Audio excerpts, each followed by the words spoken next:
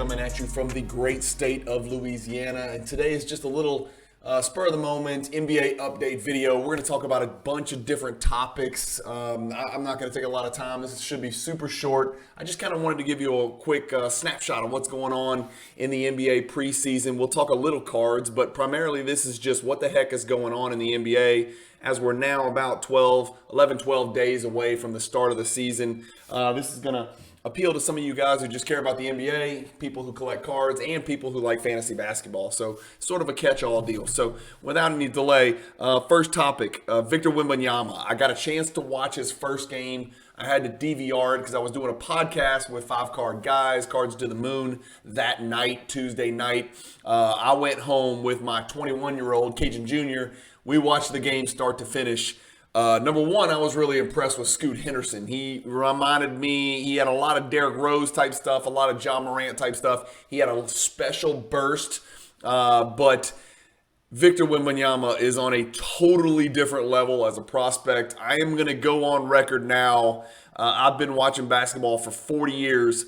The last time I was this certain about an NBA prospect was LeBron James. And so that is really the conversation piece. I see more potential than, and I'm not saying his career is going to end up better, but I see everything I saw in Kevin Durant, but I see it in a 7'4" dude.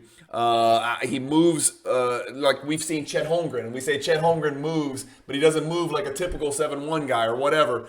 Victor Wembanyama moves on a totally different level than Chet Holmgren. He is shaped kind of like a Kristaps Porzingis was as a rookie, but he shows Kevin Durant type ability. So my best comparison is Porzingis' body with Kevin Durant's skills and ability and skill set. He shoots the ball proficiently. His stroke is absolutely mechanically perfect. His stroke is effortless. He's got incredible defensive instincts as far as shot blocking, staying on his feet. He's long enough and athletic enough, and his timing is so impeccable that like many of the great shot blockers that came before him, and remember, the kid's like 19 years old, he waits for the shot to be taken, then jumps and blocks it before it gets to the peak, so it's not goaltending. So what I'm getting at is this dude's special. Teams are going to make drastic changes, franchise-altering decisions, not to get him, just to have a chance to get him. And so we're going to see Tankapalooza in this 2022-23 season like I don't think I've personally ever seen. If you don't know the name, first and foremost, everybody's mispronouncing his name. Victor Wembanyama with an M at the end. The last consonant's an M, not an N. He's not Hispanic. Wembanyama. Go spell it. I have a feeling he's got to get a nickname because nobody's going to keep saying Wembanyama. And so either he'll be called Victor, like Luka and all these other guys, LeBron, that we call by their first name. He's going to be on a first name basis really soon. Or they're going to give him some nickname like the freaking alien, because that's what I see when I see this guy.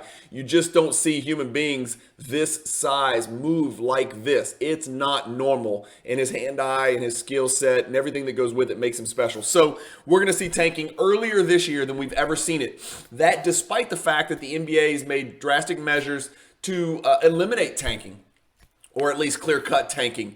We're going to see teams trade productive NBA basketball players earlier in the season than we've ever seen in order to lose more games to get this guy. I don't think there's any way around it. I know theoretically you're not allowed to tank. I know the NBA does what they can, but this is going to be egregious, and I think it's going to lead to even more rule changes regarding the lottery. This is a very, very unique situation. Like on a whole different level even than, Apollo Banchero, right? This is just a whole different breed. This is a franchise player in waiting. He's a game changer from day one. No matter what franchise he goes to, they're saying he's worth upwards of $500 million. I saw it with my own eyes. Again, it's a very small sample size. The dude came to America. He played 2 games. He dropped 37 and 36, stroking threes, blocking shots, making good decisions, passing the ball, handling the ball like I've never seen a 7'4" human being ever do. This is not Bol Bol. This is not Kristaps Porzingis. This is not even Kevin Durant because he's freaking 5 inches taller or 6 inches taller. This is a whole different breed of player that we've never seen before. So, again, he's still got to get in there. He still needs to eat a hellacious amount of food because he needs about 25, 30 pounds to get to the peak of his powers. But just seeing what I saw in his frail body right now, he is an absolute problem from day one in the NBA on both ends of the court, and he's what every single franchise is looking for. So drastic things are expected this NBA season as far as Victor goes. Okay, topic number 2, Draymond and Poole. I'm not going to spend a lot of time on this. Draymond Green apparently punched Jordan Poole, or at least tried to punch Jordan Poole in the face in practice yesterday. We've heard stories about this where Jordan punches people in the face. Kobe's elbowed people in the face. Shit like this happens in practice. The only thing that makes this really truly noteworthy, Bobby Porter's punched Nikola Mirotic in the face way back in the day. The only thing that makes this thing unique is that it's Draymond Green, and he's always a problem. It's going to get spun as, oh, he's a leader, and Poole was out of line, and Draymond was, they were talking trash, and this, you take the good with the bad. Draymond always seems to get a free pass for being childish and not being able to control his instincts and emotions and behavior. He ran Kevin Durant out of town, which didn't come back to bite him because they got the title anyway. But can you imagine if Kevin Durant had stuck around? If Draymond wasn't there, I suspect that Kevin Durant would still be there. So he gets a free pass, and I don't really get it. I'm not going to say much more on the matter, but I'm sure they'll give him a slap on the wrist. He'll pay a fine. He might miss 1 game or something like that for violating team rules, which is don't punch your teammates in the face, but he'll be back. So enough on that. LeBron in Vegas. So there's some talk about LeBron. They interviewed him after a couple games. He did an interview in the offseason. LeBron wants a team in Vegas, and he wants to own the team. We've heard about NBA expansion. The suspected locations right now that have been bantered about is Seattle, right, bringing the old Sonics back basically, and I assume they'd tag them with the name Supersonics, which is one of the greatest names ever, right? Obviously Seattle moved many years ago to Oklahoma City, but I think they're talking about maybe Seattle and Vegas. So LeBron wants to own the Vegas team. He actually made a very flippant comment, which was not a coincidence, that Vegas has the best fans in the world, which is probably funny because no one even lives in Vegas. I hope I didn't offend anybody there, but it's sort of a nomadic town. I don't think the fan base in Vegas actually would be very good, but I think you'd get a lot of passer-throughs going to Las Vegas NBA basketball games. So I'm not sure they'd have an issue with attendance, but I think it's a stretch with so many other options and distractions in Vegas. If there's an NBA game on the same night as not Floyd Mayweather, but because he'll be done by then, but, a big title fight or, some other type of massive event, which Vegas often hosts, I think you're going to have issues with scheduling and getting people in the seats. That's just me. So we'll see. I don't know. But LeBron's talking about he wants to be part of the ownership. As we know, I think the last franchise sold for over $2 billion. They're saying the Suns may sell for over $4 billion. LeBron's net worth only $1 billion. Yeah, I said only because in the grand scheme of rich-ass dudes across the world, that's not real wealthy. So LeBron's got $1 billion. He would be a very small minority owner if indeed he did have some interest in a Las Vegas team. Now, the catch is he's got to be done with his NBA career before he can become an owner of this Las Vegas franchise, if indeed there is expansion and if indeed Las Vegas is awarded, a franchise as is expected. So LeBron's going to have to choose. He wants to play with both of his kids, right? Which means at least 4 years from now, I guess. I'm not sure how old his younger one is. Bryce, I think is his name. But I thought he was like a high school sophomore, junior, or something like that. Maybe a high school sophomore even. So sophomore, junior, freshman. I mean, that's 4 years away. Maybe I might even have my years wrong. I know he wants to play with Bronny. I'm not sure if either one's truly an NBA player, but my suspicion is they will find their way somehow onto an NBA roster. And I suspect LeBron will somehow try to make that happen. But if he wants to play with those dudes 4 years from now, those dudes, his kids 4 years from now, and he wants to own this team, that means expansion needs to be put off at least 4 years. So LeBron may have to pick and choose between those two options if and when the time comes. So that would be something interesting to watch, whether he would prefer to play games with his kids and be the first to ever do it, or whether he wants to be a minority owner in Vegas. Of course, they could always bring LeBron in as a minority owner of that, or, a smaller stake owner of that Las Vegas franchise after the fact. He doesn't have to be there at inception. And I don't know how deals like this work, but there could be some deal in principle with the majority owners of that Vegas franchise if indeed all this does come to fruition, where he would, they'd have like a gentleman's agreement that he's allowed to buy in at a certain price down the road. I'm sure that's not legal, but I suspect that will be something that's talked about. Next, box scores. I'm just going to go through it. I wanted to call this box score bull, whatever, but let's call it box score BS. I'm going to start doing videos where I just talk about stuff that stands out to me in the NBA box scores. I scour these box scores because I NBA prospect in the basketball card market. I've got my eye on, 7 to 10 different prospects. I like to see what they're doing. I first look at the minutes column because that matters the most to me for prospects. They got to get on the floor to do their thing. Sometimes not getting minutes is great for the price point of their basketball cards. But NBA box score, I devour NBA box scores like a fat guy eats Twinkies. So just looking at the box scores, KD, Giddey, Jaylen Brown, Tatum, Giannis, Trey, DeJounte, all look in midseason form, all look fantastic. Again, tiny sample size. They've all played 1 or 2 games, 18 to 25 minutes. Nothing special. I know the Bucks and Hawks just played in Abu Dhabi and Adam Silver was over there. And it was good to see that all the best NBA players played when they went over there because the NBA wants to, put their best on display. And so Giannis, Drew Holiday played. Middleton's obviously banged up a little bit, but Trey and DeJounte played. They all played great, right? Their box scores look fantastic, as expected. Those guys are healthy, ready to hit the ground running. Ben Simmons is doing his thing. He's played in both games. He's going to be an orchestrator of that offense. I've been a big proponent of, if he gets on the court, he's going to be a problem, and the Nets are going to be a huge freaking problem. And I'm telling you, they are. And I say that as a Bucks fan. I want nothing good to happen to the Nets. I only want the worst for them because I want the Bucks to win the East. I want Giannis to win an MVP. I want to win the title, and I want Giannis to win another NBA Finals MVP and vault himself into the top 15 of all time conversation. That's what I want the narrative of this NBA to be, but there's a lot of other narratives that are fighting, right? But getting back to Ben Simmons, he looks great. He looks fine, health, physically. Of course, he started seasons perfectly physically fine in the past.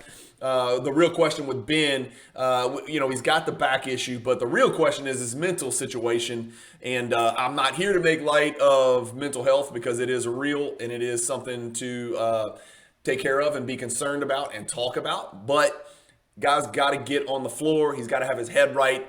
I suspect he's taking 4 to 6 shots a game. So I don't think he's overcome this mental hurdle and decided I'm going to start shooting from the perimeter to open things up. But I do think he's past the point of giving a shit about that. I think he's going to get on the court. I think he's going to push 10 assists. I think he's going to push 10 rebounds. I think he's going to average, maybe 2.0 stocks a game, right? Which is blocks and steals combined, steals and blocks combined. I think he's going to be well over 2.0 in those two categories for you fantasy roto lovers out there. And I've said this many times. He is on a very short list of the best and most versatile defenders in the NBA. I think he's the top 3 defender in the NBA as far as being able to defend all 5 positions at an exceptional rate. Not just, can you switch him onto a 5? Sure. Can you switch him onto a 1? Sure. You can switch him onto a 1, and he's a problem. That's a mismatch the other way. He is that elite on the defensive end. So Ben Simmons looks good. Keep an eye on him. I'm not saying his cards, right, are going to make this incredible jump, but they can't get any lower than they are. I haven't looked in a while, but my God, they're pretty depressed as far as price goes. I'm actually sitting on a bunch of really chintzy, low-end Ben Simmons rookies. I cashed out of all my good stuff at a very good time when the whole market was peaking. I traded back quid pro quo all of my Ben Simmons to get all Luka Doncic back in return. And then I've since sold almost all those Luka Doncic as well. So I actually got out of Ben Simmons at an exceptional time and did really well from an investment perspective. Here's me beating my chest. Of course, I've taken a dive on a bunch of other cards like most of us in the hobby have. But I'm still sitting on some very low end, maybe 60 or 70 Ben Simmons, like hoops PSA 10s and Don Russ PSA 10s, little chintzy cards like that are worth next to nothing now. So we'll see how those goes. I've got a bunch of optic PSA 10, optic base PSA 10, so nothing special. So I'm not this big Ben Simmons stakeholder, but I do think he's going to have a huge impact on the Nets. Trey Mann is a rookie, and the only reason I checked him out is, I've actually got him on my fantasy dynasty team. He's always had trouble shooting the ball, but I keep hearing that he's this elite scorer and shooter and kind of spark that can be, off the bench, six-man bucket getter and a fringe starter in the NBA. He's in OKC. It's just going to be really hard for him to find those minutes with Giddey and SGA and Dort, who's like their veteran guy, which I don't understand what his purpose on that franchise is, because they're trying to lose. He helps them win. They're trying to develop young guards. He's not really the future of the franchise. I don't think he lines up with the future vision of the OKC Thunder. I wouldn't be surprised at some point to see Dort dealt to a contender. He's like a better version of Marcus Smart. He's a significantly better, in my opinion, he's a better version, younger version, more athletic version, more physical version of Marcus Smart. So we'll see where Dort ends up. Probably not that Marcus Smart's this offensive juggernaut. He kills offense. He's a disaster on offense, but he's probably still a better offensive player than Dort is. But we'll see. I mean, Dort likes to play offense too. He's got the same problem that Marcus Smart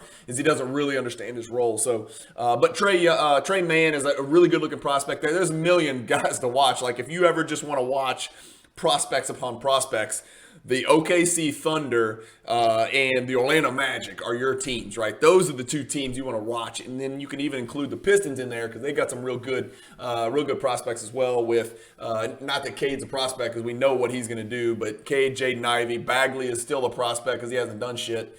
Jalen Duren, Sadiq Bey, guys like that. So those are some fun teams to watch on League Pass if you like to prospect on low end, rookie cards and stuff like that.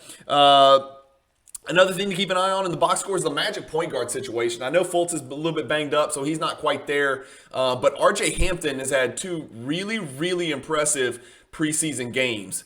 And I've always thought highly of RJ Hampton. I worry about his ability to shoot the ball proficiently from the three-point line, but he checks a lot of other boxes with size, really good size, really good athleticism. He's got the playmaking ability. He's a little bit bigger type point guard. So you've got Cole Anthony, you've got Jalen Suggs, you've got Fultz, and you've got Hampton. That's too many prospect point guards. We've got to see something change in the Magic land. So they're going to suck. They're trying to lose. I don't know if they're going to try to juggle all four of those guys all the way through the season. Maybe one of those guys gets traded and goes to another team where he can get on the floor and play 32, 33 minutes a game. We saw Cole Anthony was very successful last year when he got the minutes. Suggs just shot the ball like butt the entire season, so he never really broke out like a lot of people suspected he would coming off that great last season at Gonzaga. And then Fultz looked like he was showing promise. And his shot didn't look great, but it looked better than the weird hitchy-gitchy thing that he had when he was in Philadelphia. And he was finding ways to impact the game in other ways. And Hampton was it was a terrible disaster last year. But it looks like in this very small sample size of 2 games, Hampton's starting to show promise. So that's just another thing that stood out. Again, I'll keep doing videos like this. Not much to it. We're here at 18 minutes. That's it. I just wanted to share some of the stuff that I've been seeing, this year. If you haven't seen Victor Wembanyama, just go to YouTube and just go search it. And I think you'll agree with me. Again, 2 games don't make a franchise player, but it's hard to find a more impressive 2 games, and this is not against some college team. This is not in the French Division I Pro League. This is against the G League Ignite, which has got a bunch of future NBA players on it, and some former NBA players. And he was doing these things against a pretty good player. So it wasn't just a bunch of high school kids, even though the kid could almost be in high school. So go check out Victor Wembanyama if you haven't seen him. It's really exciting. It's fun to talk about mega prospects like that. He's one of the best I've seen since 2002 when we were watching LeBron at St. Vincent St. Mary's, orchestrate a high school game with a bunch of little puppets. He was like a puppeteer, right? He was just kind of orchestrating the entire game, like Tom Brady in the fourth quarter. But Victor Wembanyama's got that type of talent. He is very special. So keep an eye on the tanking situation. Keep it in mind for your prospecting when you're invested in basketball cards and sports cards for ultra modern NBA prospects. It could, the tank effect could have an effect. It could give some of those younger players more minutes earlier as teams start to depress the minutes or fake injuries, or at least exacerbate injuries to their veteran players that might help them win games. There is going to be an incentive to not win basketball games at a clip that has never, ever been seen in the NBA, to the point where I truly believe Adam Silver is going to have to address this issue. And it's not going to be late in the season. It's going to start a lot earlier than you think. There are teams in the NBA right now that know they have absolutely no chance whatsoever to go deep into the playoffs. There's probably 20 teams that know under no circumstances is there any way in hell, even with the addition of a freak free agent, could they ever possibly contend for a title. Those 20 teams may see the writing on the wall. I've said this many times in my videos. Being good is sometimes worse than being bad in the NBA because you don't have that chance at the next franchise player. And I'll say it again. This kid, Scoot Henderson, is a nice consolation prize.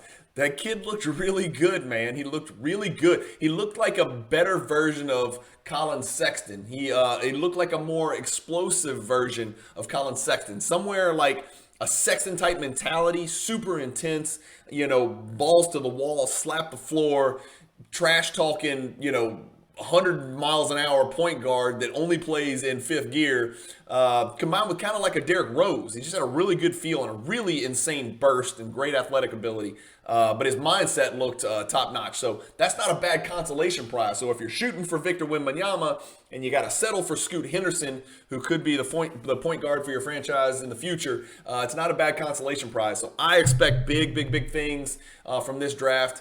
So anyway, that's just random ruminations on what I see in the NBA with about 11, 12 days left. I'll probably put out another one of these videos just like this in a few more days. But thank you guys for watching as always. Again, don't forget, you can catch a lot of my content on the Luka Nation Network. I am an affiliate channel underneath that bigger umbrella for that network. So you'll see my PWCC weekly recaps on Monday mornings on the Luka Nation Network. You'll see my Explore the Card episodes every Friday on the Luka Nation Network. And then you will see one or two videos during the week in between Monday and Friday on the Luka Nation Network. All of the same great content you've come to know and expect from me on this channel. Nothing else changes. Same sense of transparency, same sense of honesty. Everything that you've come to like about this channel. If you're still watching, obviously you like something that I'm bringing to the table. You'll see the exact same qualities and characteristics for the videos that I do. And you won't even tell a difference in the videos themselves.